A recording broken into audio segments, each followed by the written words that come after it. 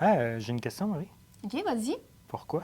Pourquoi, dans quel sens? Pourquoi on deviendrait numérique au 4.0? Ben, pour atteindre tes objectifs? L'objectif, c'est pas de devenir numérique. Non. T'as-tu déjà vu un coureur avoir l'objectif de devenir ses souliers pour aller courir son 5 km? Non, ça marche pas vraiment. Ben, c'est la même chose. Les technologies, c'est l'outil. Mais je pense qu'on tient quelque chose de bon. On part-tu avec ça? On part.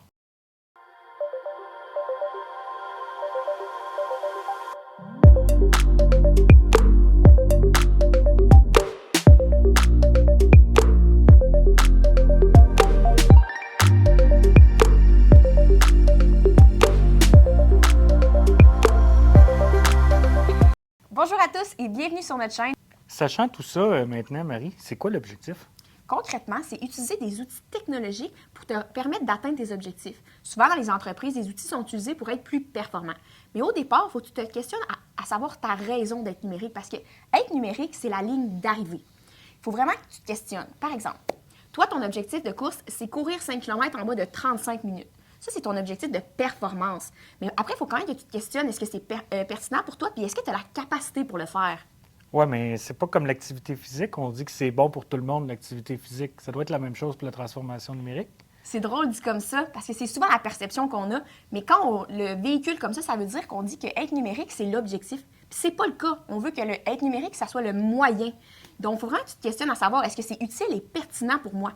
Par exemple, toi, tu veux courir. Il faut que tu te questionnes de base, est-ce que j'ai des jambes? Est-ce que j'ai des souliers? Est-ce que je suis capable de les attacher? Est-ce que j'ai du temps? Puis après ça, si par exemple, tu as des blessures ou que tu es un marathonien, peut-être que l'objectif de courir 5 km, c'est pas le bon pour toi. Très bon point. C'est des choses qu'on oublie souvent, Marie.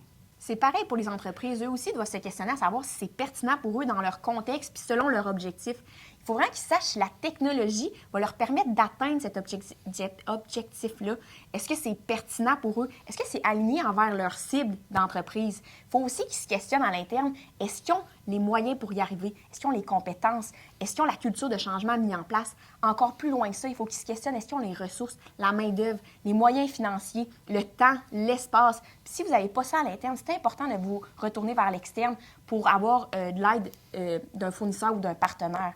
Un exemple très concret d'un mauvais objectif. Une entreprise désire augmenter sa capacité de production, mais n'a pas le carnet de commandes pour y arriver. Peut-être que ce n'est pas l'objectif qu'elle avait besoin de se fixer, même si la technologie qu'on lui propose lui permettrait de l'atteindre. C'est clair. C'est probablement pour ça qu'il y a beaucoup d'entreprises qui échouent ou abandonnent ou même se retrouvent finalement avec des outils qui ne sont pas adéquats. D'ailleurs, il y a deux études que j'ai vues qui sont très intéressantes. La première dit que le taux de succès pour l'implantation des projets de transformation numérique tourne autour de 30 C'est pas vraiment une très bonne note à l'examen.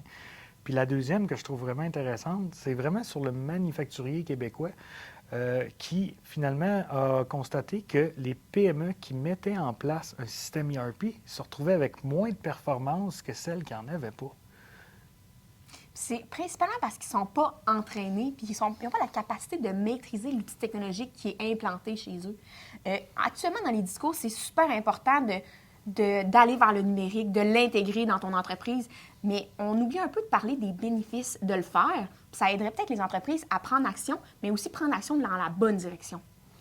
Oui, puis si je fais un parallèle avec ça, c'est probablement pour ça que je me suis blessé la première fois que j'ai commencé à courir.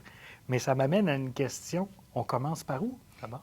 Il faut vraiment que tu définisses ton pourquoi. C'est ça qui va vraiment tout dédier le plan de match. Il faut aussi que tu aies une culture de changement au sein de ton entreprise, que tu aies bien ciblé mission, vision, valeur, puis que ça soit intégré au sein de ton entreprise. Il faut que tu aies des indicateurs de performance qui te permettent de savoir que tu évolues à travers tes actions puis que tu prends les bonnes décisions. Mais on va tout adresser ça dans les prochaines capsules, mais c'est important de savoir ton pourquoi puis d'orienter ton plan de match en conséquence.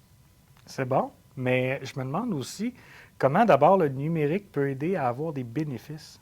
On va faire un petit exemple très simple. Par exemple, moi, je fais des toitures. J'en fais une par jour parce que j'utilise mon marteau très standard.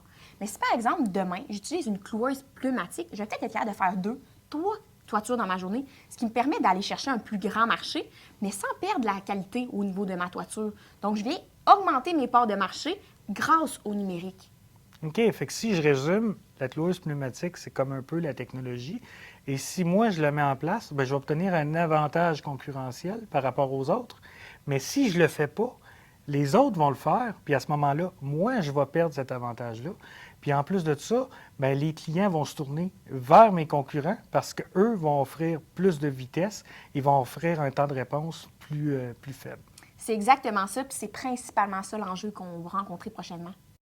Donc, si je résume, par exemple, moi, pour gagner ma course, bien, premièrement, il faut que je me demande si j'ai les capacités de le faire, si j'ai la volonté, si j'ai l'intérêt de le faire. Dans mon cas, c'est clair, je l'ai. Ensuite, que je me fixe des objectifs clairs, je l'ai déjà en main, c'est-à-dire de courir 5 km en 35 minutes, ça va. À partir du moment que j'ai ça, là, je peux choisir des technologies qui sont adaptées pour mes besoins.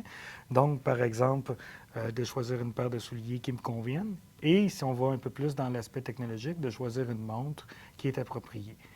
Dans mon cas, je n'ai pas besoin d'une montre à 1000 $ qui va me donner un paquet de chiffres que je n'ai pas de besoin. J'ai besoin de 3 chiffres. J'ai besoin de ma distance, j'ai besoin de mon temps et j'ai besoin de la vitesse. Donc, avec ces 3 éléments-là, c'est amplement suffisant pour moi. Et surtout, ça va me permettre de mesurer mes objectifs par rapport à moi-même. Et il faut toujours que je garde en tête, bien, mon objectif, c'est pas d'avoir une montre. Mon objectif, c'est de courir 5 km. Exact, tu as vraiment bien résumé. Permets-moi de le mettre un peu en contexte pour une entreprise. Une entreprise doit déterminer ce qu'elle souhaite accomplir, puis si elle est capable de le faire. Puis ensuite de ça, se fixer un objectif clair. Par exemple, augmenter son taux d'efficacité de 10 C'est après avoir ciblé cet objectif clair qu'elle peut choisir les outils qui vont l'aider. Ça peut être technologique ou des pratiques d'affaires bien standards comme intégrer un ERP, l'intelligence artificielle ou juste revoir les processus. Mais là, il faut faire attention parce que les technologies, c'est comme les souliers. Il y en a une grande panoplie. Il y en a plein de couleurs, il y en a de plein de sortes. Il faut vraiment que tu choisisses celui qui est adapté à ton besoin. Plus les technologies semblent attrayantes, mais il faut prendre le temps de les choisir pour que, justement, ils te permettent d'atteindre ton objectif.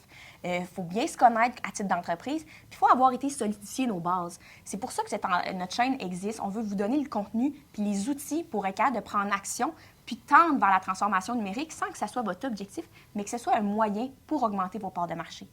Donc, c'est ce qui termine notre capsule pour aujourd'hui. On espère que vous avez apprécié. Et surtout, si vous ne voulez pas manquer les prochaines, on vous invite à vous abonner à notre chaîne. À bientôt!